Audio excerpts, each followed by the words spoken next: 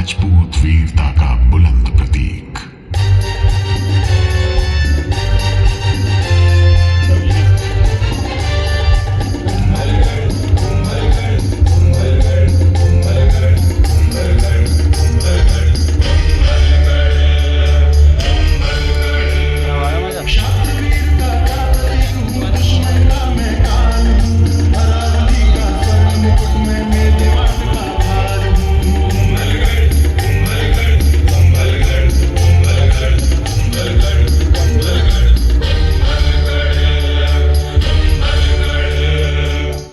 मगर मेरा नाम शुरू से कुंभलगढ़ नहीं था।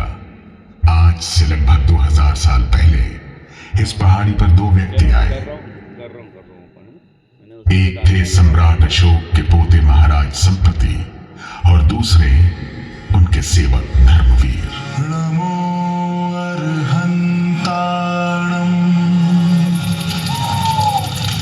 धर्मवीर, कितना मोहक स्थान है। जी महाराज। ऊंचाई पर तो है ही, चारों ओर हरियाली भी है। क्यों ना यहाँ एक गढ़ बनवाया जाए? अवश्य महाराज, और आज्ञा हो तो उसका नाम संप्रतिगढ़ रखा जाए। नहीं धर्मवीर, इस गढ़ का यहाँ के वातावरण से संबंध होना चाहिए। हाँ, नीचे तराई में जो गांव है उसका क्या नाम है? मच्छिंद्र महाराज। बस, तो इस गढ़ का नाम होगा मच्छिंद्रगढ़। मच्छिंद्रगढ़, इतने छोटे से गढ़ का इतना लंबा नाम। मुझे बनाने वाले खुद चल बसे। मैं यूं ही तन्हा निर्जन खंडहर बन गया। लगा संसार ने मुझसे मुंह फेर लिया हो। मैं भी पीठ मोड़कर एक लंबी नींद सो गया। 1500 वर्ष लंबी और गहरी नींद।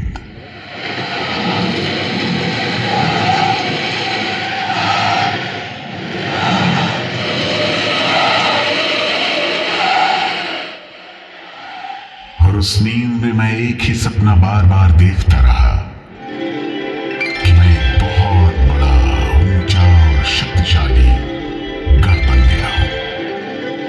दूसरे गढ़ों से बड़ा एक अटल और अजय दुर्ग।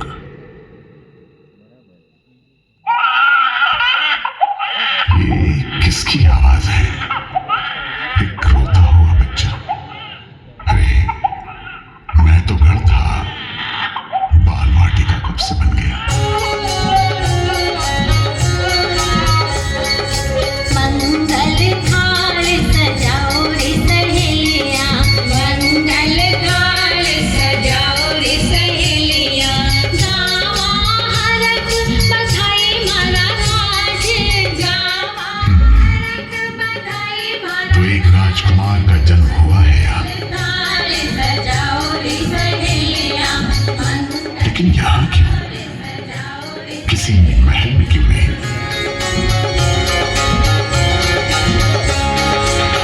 राणा रे खुलरो सूरज जन्म्यो, राणा रे खुलरो सूरज जन्म्यो, रानी धीर कूख सवाई मारा राज, रानी धीर समझा, ये बालक है राजकुमार हमीर, राणा हरि सिंह का बेटा।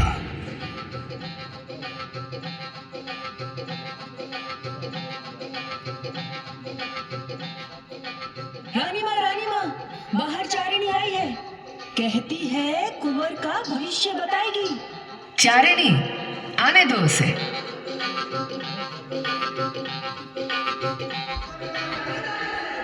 घड़ी खम्मा, कहो कुंवर के भविष्य के बारे में क्या जानती हो? वीडियो पूरी बन जाएगी तेरे में? नहीं, दे बना लो।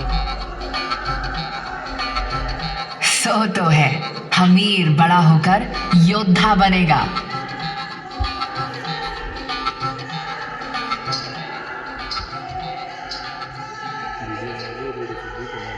हे देवी माँ, पर ये तो असंभव है। असंभव संभव बन गया। हमीर के बड़े होते होते मेवाड़ के शत्रु भी बढ़ते गए। तो एक के बाद एक राणा हरि सिंह और अन्य सभी पुत्रवत होते युद्ध में शहीद हो गए। बचा तो केवल हम्मीर। चारणी की कही बात सच होने का समय आ गया। आज से सिसोदिया वंश मेवाड़ की राज गद्दी पर विराजमान हुए हैं। आज से राणाओं के सरदार बुलाए जाएंगे। महाराणा हम्मीर।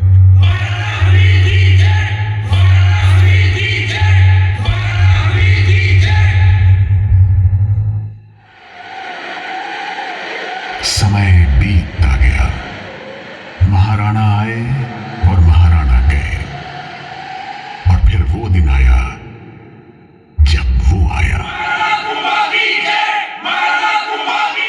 मेरे सपने पूरा करने वाला, मुझे पुनर्जन्म देने वाला महाराणा कुंभा।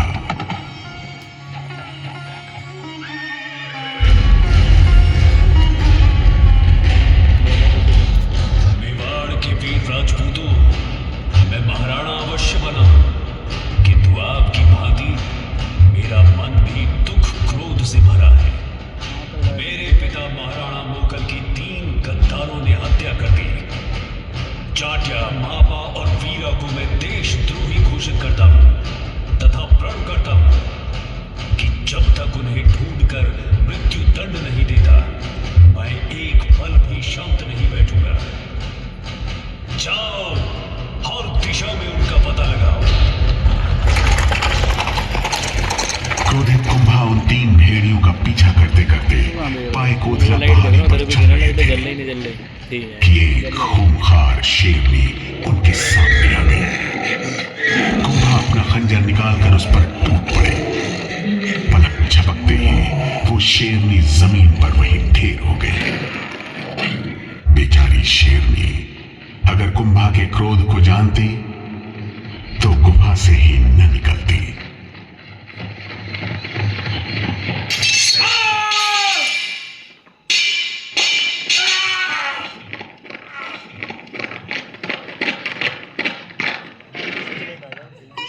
राम सिंह, महापा कहाँ गया?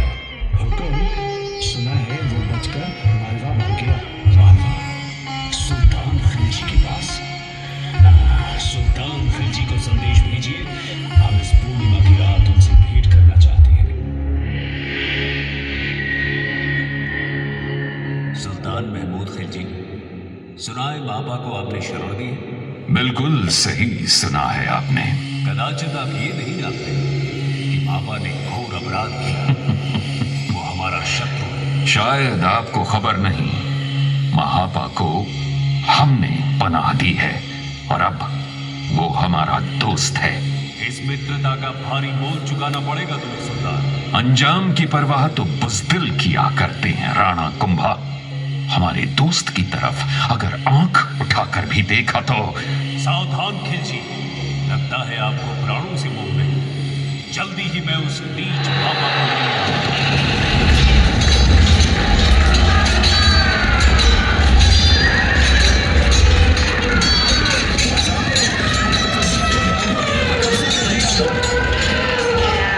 मेरे आका, हम चारों तरफ से घिर चुके हैं। हथियार डालने के अलावा अब कोई और रास्ता नहीं है। तुम ठीक कहते हो करीम। इस वक्त जुनून की बजाय दिमाग से काम लेना होगा। कुंभा से कहो हम सुलह की दरख्वास्त करते हैं।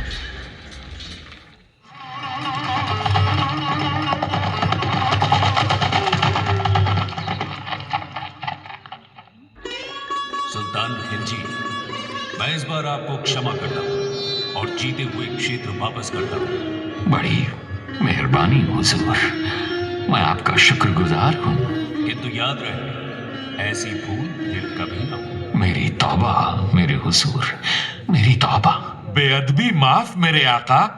ऐसी जिल्लत, और वो भी एक दुश्मन के हाथों। कुंभा को बहुत गुरूर हो गया है। खाक में मिला दूंगा उसका यूं, नेस्तो नाबूद कर दूंगा मेवाड़ की सरजमी को। कुंभा, मैं तेरी मौत बनकर आ रहा हूं। लेकिन महाराणा कुंभा ने भी कच्ची गोलियां नहीं खेली थी। उन्हें शक था कि खिलजी बाज आने वाला नहीं है। जब खिलजी ने फिर आक्रमण किया तो कुंभा भी पूरी तरह तैयार थे और दुश्मन ने मुक्की खाई।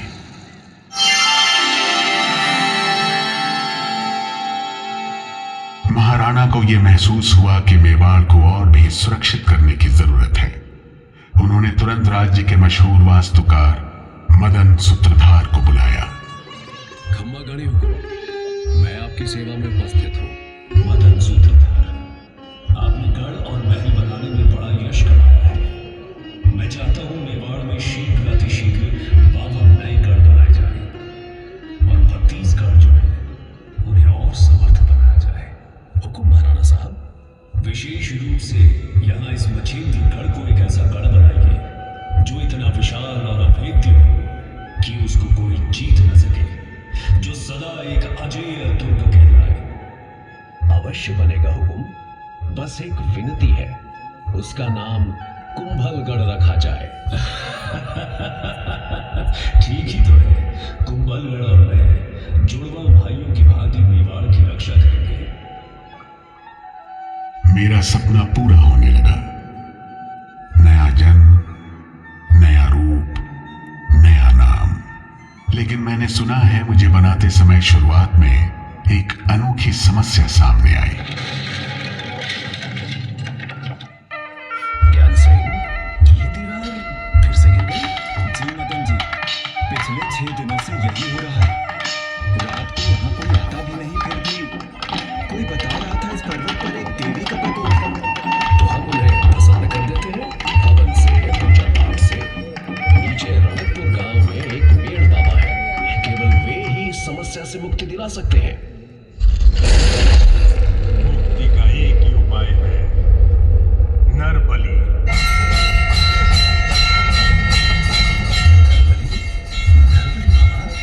नहीं तो दीवारें बनती रहेगी, गिरती रहेंगी। किंतु बाबा, बड़ी वेदी पर कौन अपने आप को न्यौछावर करेगा? ऐसा व्यक्ति तुम्हारे सम्मुख बैठा है। ये जीवन तो एक माया है और ये शरीर एक मैला वस्त्र, और मैं इस वस्त्र को उतार फेंकने के लिए कब से उत्सुक हूं। मेरा आदेश ध्यानपूर्वक सुनो और वही करो जो मैं कहता हूं। कल सवेरे सूर्य उदय होने से पहले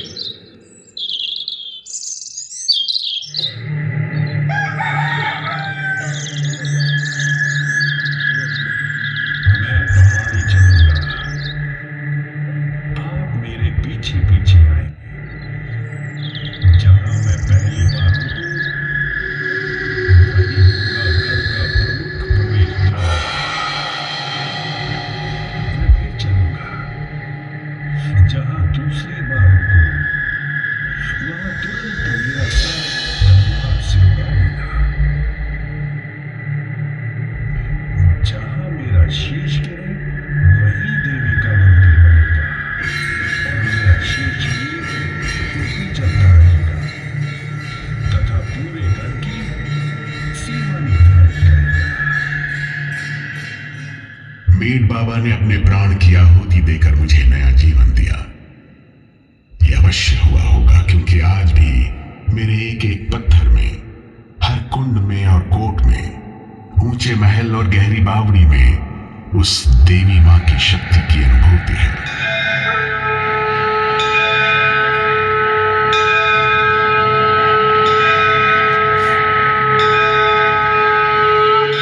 मेरी 25 मील लंबी दीवार इतनी बड़ी और विशाल है कि इस पर 8 अश्व एक साथ दौड़ सकते हैं। आज यह विश्व की दूसरी सबसे बड़ी दीवार के रूप में विख्यात है। मैं मेवाड़ और मारवाड़ के द्वार पर स्थित हूं। महाराणा कुंभा ने एक विशेष वेदी व नीलकंठ महादेव मंदिर का निर्माण करवाया।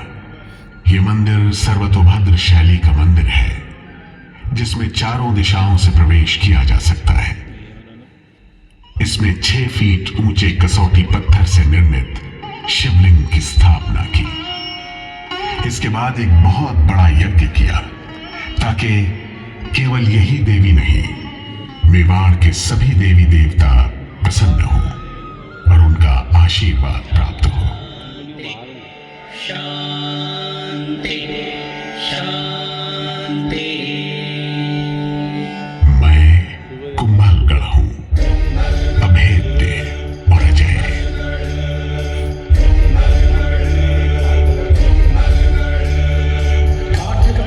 दौड़ सके इतना जिसका विस्तार है, लगातार 25 मील मेरी लंबी दीवार है।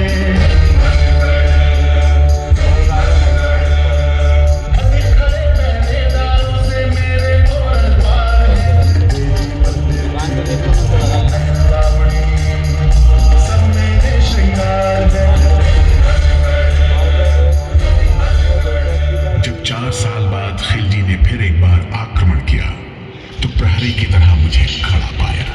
मेरी दीवारों से सर फोड़ने के अलावा उसके पास कोई चारा नहीं था और उसे मायूस होकर वापस जाना पड़ा। यही हश्र गुजरात के सुल्तान कुतुबुद्दीन का भी हुआ। उसे भी महाराणा कुंभा और कुंभलगढ़ हम दोनों भाइयों ने मार भगाया। उसके बाद किसी दुश्मन ने मेवाड़ की तरफ आंख उठाने की हिम्मत नहीं की।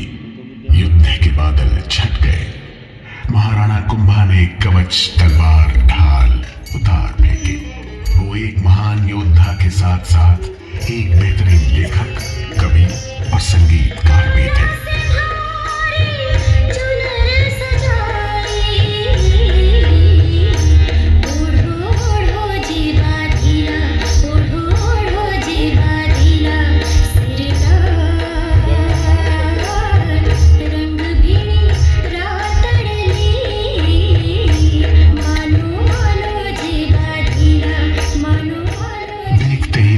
चारों ओर रास रंग की लालिमा छा गई और पूरा मेवाड़ कुंभा की दोनों पर थिरकने लगा।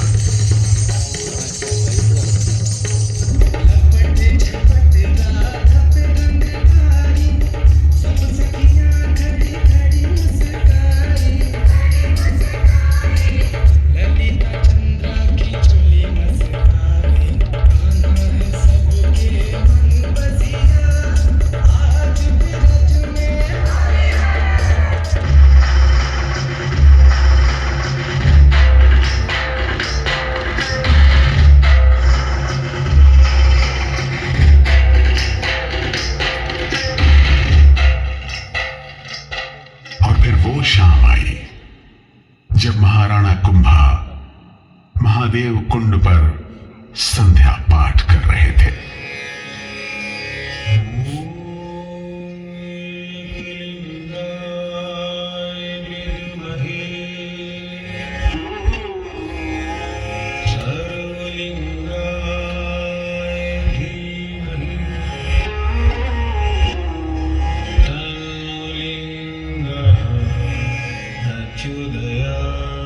चरणों में ठोक दूं पिताजी,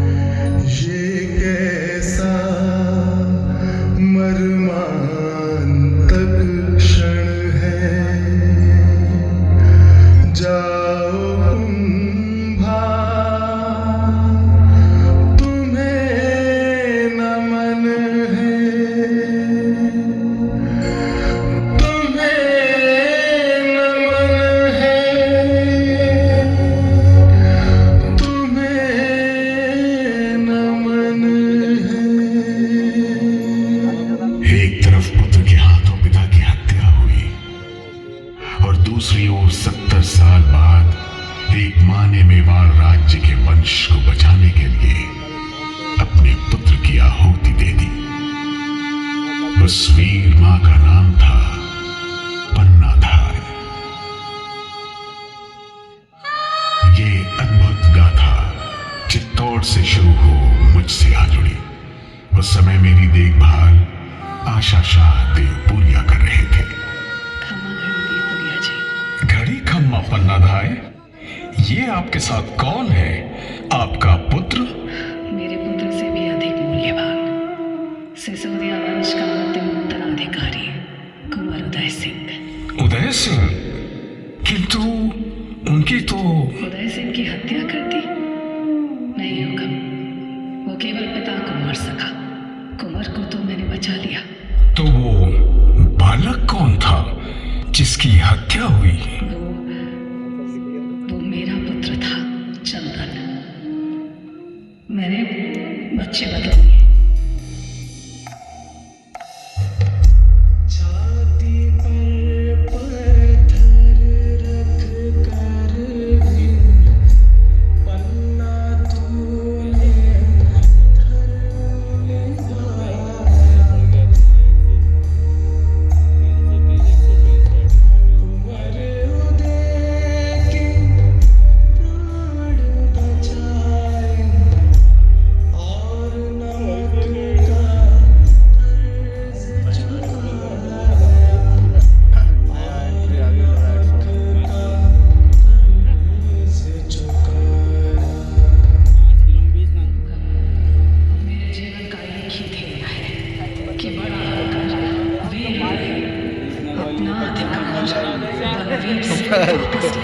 पन्नाधाय की कुर्बानी व्यर्थ नहीं गई। आसपास की रियासतों के सरदारों के साथ मिलकर उदय सिंह ने बनवीर को ललकारा और पूरी तरह ध्वस्त कर दिया।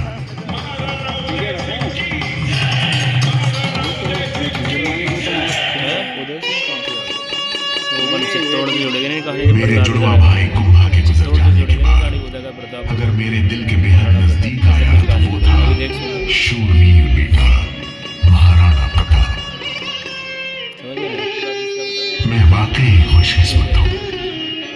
पराक्रमी महाराणा प्रताप ने मेरे आंगन में जन्म लिया। ये वर्ष था 1540।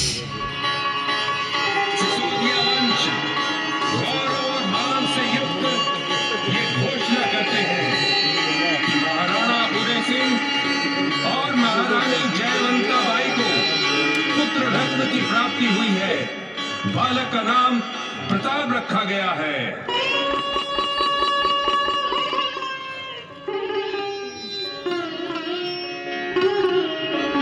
फिर प्रताप सिंह के छोटे भाई शक्ति सिंह का भी जन्म हुआ। दोनों भाई तलवारबाजी और घुड़सवारी में एक जैसे माहिर थे।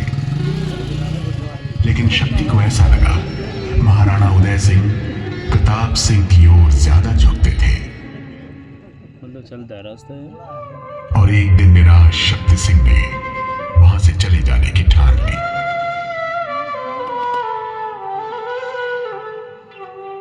शक्ति, मैं तुम्हें यूं निराश होकर नहीं जाने दूंगा। प्रताप दादा भाई, अब मैं यहां नहीं रह सकता। ऐसा क्यों कह रहे हो शक्ति? बरसों से सहता आया हूं पिताजी का पक्षपात। अब और सहा नहीं जाता। ये तुम्हारा भ्रम है। तुम मेरे भाई हो, किंतु मैं हूं तो छोटा भाई ना, आपसे बड़ा नहीं होऊंगा। ऐसी बात है तुम्हारे मन में तो तुम महाराणा बन जाओ।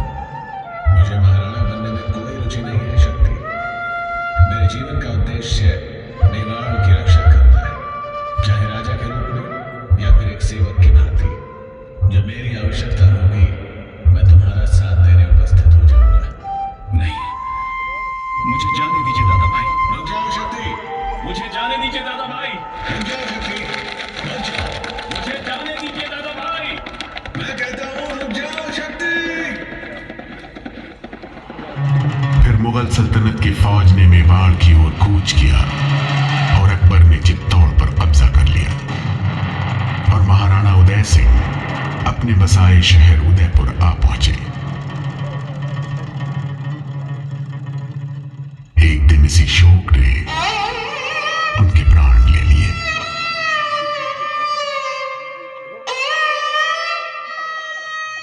महाराणा प्रताप ने गद्दी संभालते ही अकबर को ललकारा। एक अभूतपूर्व प्रतिज्ञा लेकर। मैं आप सबके सामने ये प्रतिज्ञा करता हूं कि जब तक मैं अपनी मातृभूमि मेवाड़ को मुक्त नहीं करा लेता, तब तक न तो महलों में रहूंगा, न ही मखमल की शैया पर सोऊंगा, न ही सोने चांदी या किसी धातु के पात्र में खाऊंगा। पेड़ों की छांव ही मेरा घर होगी, घास मेरा बिछौना और पत्ते भोजन का पात्र बनेंगे। मुगलों के बिछाए मखमली गालीचे महाराणा प्रताप ने इस रफ्तार से लपेटने शुरू किए कि अकबर को चौंका दिया। महाराणा प्रताप के बढ़ते गौरव और पराक्रम ने दिल्ली की मुगलिया सल्तनत को हिला कर रख दिया। महाराणा प्रताप को रोकने के लिए एक बड़ी मुगल सेना ने उदयपुर की ओर कूच किया और फिर मुगल सेना और मेवाड़ के वीर सपूतों के बीच खमनौर के पास ऐतिहासिक हल्दी घाटी का युद्ध हुआ। मेवाड़ के रणबांकुरों की छोटी सेना ने विशाल मुगल सेना को अपने छापामार युद्ध कौशल से आश्चर्यचकित कर दिया। बीच युद्ध में महाराणा प्रताप जब घायल हुए तो स्वामी भक्त चेतक ने प्रताप को बचाने के लिए अपने प्राण की आहुति दी। राणा प्रताप के चेतक पर मुगलों की सेना घिर गई। तब शक्ति सिंह का स्वर गूंजा।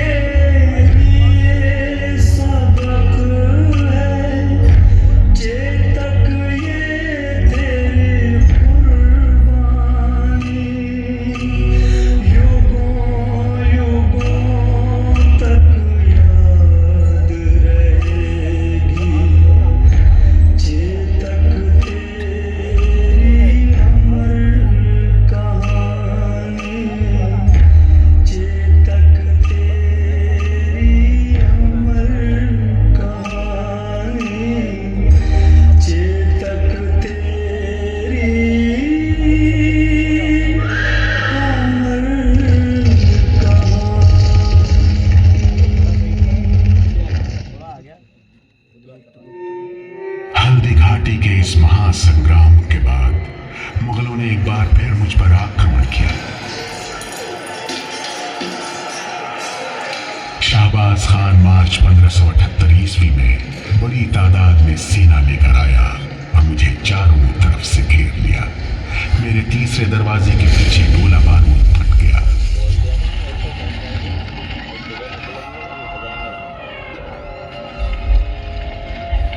और